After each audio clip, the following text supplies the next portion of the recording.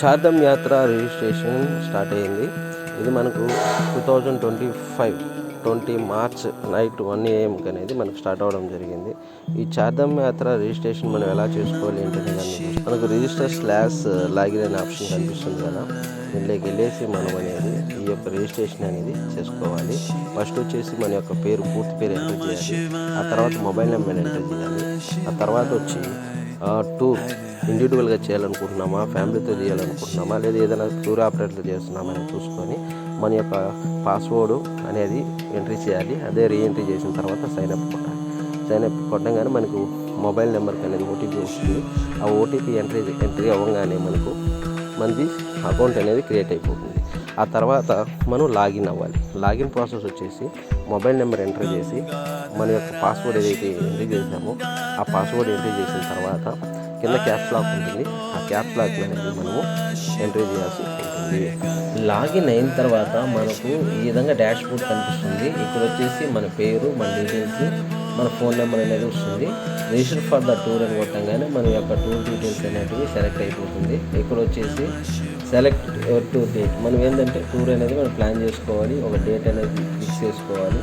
First Yamunotri అనుకో, for examples 8th అనుకో, 2 days మళ్ళీ గ్యాప్ ఇచ్చి 10th ఇంకొక టెంపుల్ గంగోత్రి, మళ్ళీ 2 days తర్వాత మినిమం అనేది మనకు 2 days ఉంటుంది. 1 day సెలెక్ట్ చేసుకుంటే ఇది యాక్సెప్ట్ చేయదు. మినిమం 2 days పడుతుంది అందుకనేసి. సో మనం ఏ దర్శనాలు చేసుకోవాలనుకుంటున్నాం, ఏ డేట్లో చేసుకుంటున్నామో మన మైండ్లో ఉన్నటువంటి టూర్ ప్లాన్ ప్రకారం మనం ఇక్కడ మెన్షన్ చేసి సేవ్ చేయాల్సి వస్తుంది. సో ప్రతి పర్సన్కి కానీ మనం సేవ్ చేయాలి. అయిపోతానే సెకండ్ వచ్చేసి మళ్ళీ యాడ్ ఆప్షన్ కొట్టాలి. యాడ్ ఆప్షన్ కొట్టి సెకండ్ పర్సన్ డీటెయిల్స్ కానీ అతను ఆధార్ కార్డు ఇవ్వగానే ఓటీపీ వస్తుంది. ఆ ఓటీపీ రాగానే నాకు ఎంటర్ చేయాలి. చూసారా, ఇది వచ్చి నాకు ఓకే అయిపోయింది కాబట్టి డేట్ వస్తుంది, గ్రూప్ ఐడి వస్తుంది, టూర్ నేమ్ వస్తుంది, టూర్ డేట్ వస్తుంది.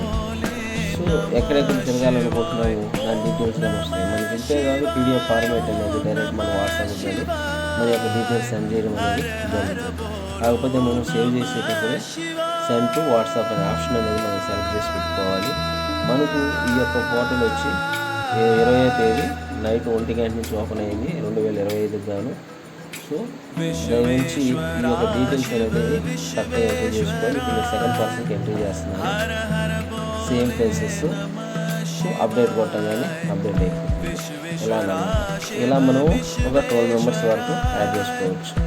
సో ఇక్కడ వచ్చేసి ఈ గ్రూప్ ఐడి అనేది ఉంది కదా, ఈ గ్రూప్ ఐడి యూజ్ చేసుకొని మనం హెలికాప్టర్ బుకింగ్ కానీ ఇవి ఏమైనా చేసుకోవాలన్నా కానీ అక్కడ రిజిస్టర్ ఐడి కానీ ఈ గ్రూప్ ఐడి కానీ ఉంటే మాత్రమే మనకు అలౌ చేస్తుంది ఏ హెలికాప్టర్ రిజిస్ట్రేషన్.